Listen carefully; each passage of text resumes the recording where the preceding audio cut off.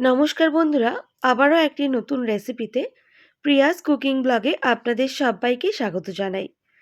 আপনারা ভাবছেন হয়তো আমি রুটিগুলো নিয়ে কি করব। হ্যাঁ বন্ধুরা, বেঁচে যাওয়া রুটি দিয়ে একটি দুর্দান্ত রেসিপি আপনাদের সঙ্গে শেয়ার করব। তো বাড়িতে অনেকেই দেখবেন রুটি কিন্তু বেঁচে যায় বা বাচ্চারা রুটি খেতে চায় না। একবার এইভাবে বানিয়ে দেখুন, কথা দিচ্ছি বাচ্চা থেকে বড় সবাই কিন্তু চেয়ে চেয়ে খাবে। তো আমি এখানে ৩টে রুটি নিয়েছি। আর রুটিগুলো দেখুন সরু সরু করে কেটে নিচ্ছি। আর বন্ধুরা, আমি একটু থালা ব্যবহার করেছি। একটা থালার উপরে রেখে রুটিগুলো কাটছি। কারণ যেহেতু এগুলো আর ধোয়াধুয়ির ব্যাপার থাকে না, তাই অবশ্যই একটা পরিষ্কার পাত্রতেই এই রুটিগুলো কেটে নিতে হবে। তো দেখুন আমি রুটি সমস্ত কেটে নিয়েছি। আর দেখুন একদম চাউমিনের মতো লাগছে না? হ্যাঁ বন্ধুরা, আজকে আমি ওই রুটি দিয়েই চাউমিন বানাবো। তারপর দেখুন নিয়েছি গাজর, ক্যাপসিকাম আর বরবটি। সমস্ত সবজি কিন্তু সরু সরু করে কেটে নিয়েছি। এরপর ফ্রাইং প্যান বসিয়ে দিলাম। তেল খুব ভালো করে গরম হয়ে গেলে ফোড়নে আমি এখানে কালো সরিষা দেব। আর ভালো করে ওই সরষাটা ভেজে নেব। ভাজা হয়ে গেলে দিয়ে দেব আলু। আমি এখানে আলু ব্যবহার করছি। আপনাদের যদি আলুটা অপছন্দ হয়ে থাকে সেক্ষেত্রে স্কিপ করতে পারেন। আলু বেশ কিছুটা ঝুরি ঝুরি কেটে নিয়েছি। এবার আলুগুলোকে একটু ভেজে নিতে হবে। বেশ কিছুক্ষণ গ্যাসের ফ্লেমটা হাই রেখে আলুগুলো ভেজে নেওয়ার পর দিয়ে দেব গাজর। আমি একইভাবে গাজরগুলো কেটে নিয়েছি, সঙ্গে বরবটিগুলো দিয়ে দেব। এবার সমস্ত সবজি খুব ভালো করে ভেজে নিতে হবে।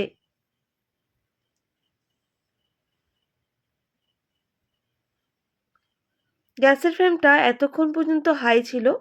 এবার লো টু মিডিয়ামে রেখে প্রায় ২ মিনিট মতো ঢেকে দিচ্ছি। ২ মিনিট পর ঢাকনাটা সরিয়ে নেব। আর আমি এগুলোকে নাড়াচাড়া করে নেব। বন্ধুরা, খুব ভালোভাবে কিন্তু সমস্ত সবজি সুসেদ্ধ করে নিতে হবে। আবারও আমি নাড়াচাড়া করে নেওয়ার পর দিয়ে দিচ্ছি ক্যাপসিকাম কুচি আর ঝালের জন্য ২টো কাঁচা লঙ্কা কুচি। আবারও ভালো করে মিক্স করে নেব আর বেশ কিছুক্ষণ এইভাবেই ভেজে নিতে হবে।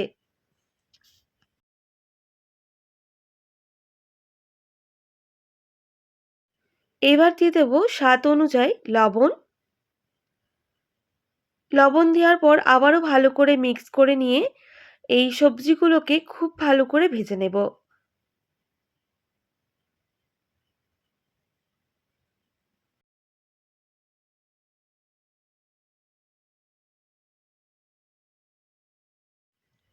আবারও গ্যাসের ফ্লেমটা লো টু মিডিয়ামে রেখে বেশ কিছুক্ষণ ঢেকে দেবো, তাহলে ক্যাপসিকামগুলো কিন্তু নরম হয়ে আসবে। বেশ কিছুক্ষণ পর ঢাকনাটা সরিয়ে নেব। আবারও আমি বেশ কিছুক্ষণ রান্না করে নেব। তবে গ্যাসের ফ্লেমটা কিন্তু লো টু মিডিয়ামে রেখেই সমস্ত সবজি খুব ভালো করে ভেজে নিতে হবে। সুসেদ্ধ হয়ে যাবে কিন্তু সবজিগুলো পুড়ে যাবে না। তো বন্ধুরা দেখুন, আমি আলুগুলো চেক করে নিচ্ছি সেদ্ধ হয়েছে নাকি। আরেকটু কিন্তু সেদ্ধ হবে, তার জন্য গ্যাসের ফ্লেমটা মিডিয়ামে রেখে আরও বেশ কিছুক্ষণ ঢেকে দিচ্ছি। প্রায় ১ থেকে ১.৫ মিনিট ঢেকে দিয়েছিলাম। এরপর দেখুন গ্যাসের ফ্লেমটা হাই করে খুব ভালো করে এগুলোকে আবারও ভেজে নেব। যেহেতু আমাদের আলুগুলো খুব ভালোভাবে সুসেদ্ধ হয়ে গেছে, তাই গ্যাসের ফ্লেমটা হাই রেখে আরও বেশ কিছুক্ষণ এইভাবেই রান্না করে নিতে হবে।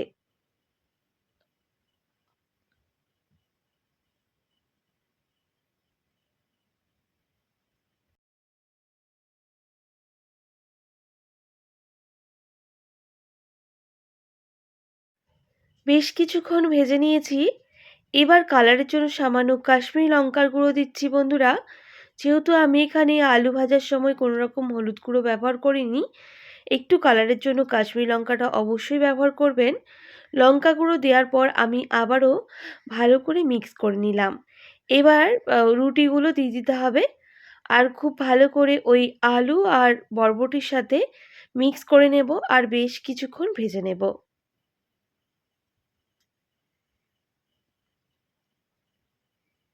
বন্ধুরা, এইভাবে একবার বাড়িতে বানিয়ে দেখুন, কথা দিচ্ছি আপনাদের কিন্তু বারবার এইভাবে বানাতে বলবে যখনই রুটি বেঁচে যাবে।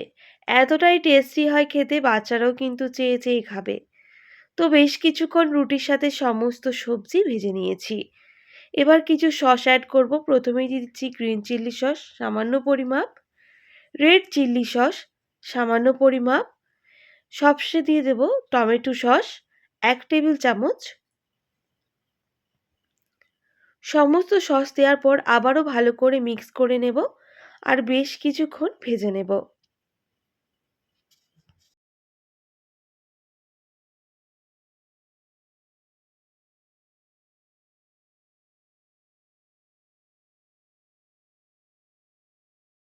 সবকিছু খুব ভালো করে ভেজে নিয়েছি।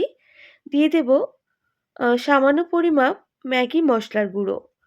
ম্যাগি মশলা দেওয়ার পর আমি খুব ভালো করে মিক্স করে নিচ্ছি। বন্ধুরা, আপনারা চাইলে এখানে ম্যাগি মশলাটা স্কিপ করে আপনাদের ঘরে বানানো জিরে গুঁড়ো যেকোনো মশলাই দিতে পারেন। তবে আমি কিন্তু ম্যাগি মশলাই দিলাম। কারণ ম্যাগি মশলা দিলে কিন্তু এর স্বাদটা আরও দ্বিগুণ হয়ে যায়। ভালো করে মিক্স করে নিয়েছি আর বেশ কিছুক্ষণ ভেজে নিয়েছি।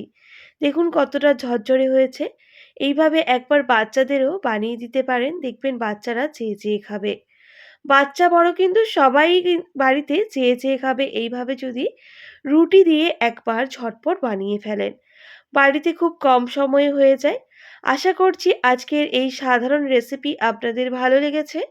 ভালো লেগে থাকলে অবশ্যই একটি like, comment, share and subscribe করে দেবেন। পাশে থাকা বেল আইকনটিও প্রেস করে দেবেন। তাহলে নিত্য নতুন রান্নার ভিডিওগুলি আপনাদের কাছে পৌঁছবে। আজকের মতো এতটাই। আবার নতুন কোনো রেসিপি নিয়ে আপনাদের সঙ্গে দেখা হবে। আপনারা ভালো থাকবেন, সুস্থ থাকবেন। আর এতক্ষণ আমার সঙ্গে থাকার জন্য আপনাদের সব্বাইকে অনেক ধন্যবাদ।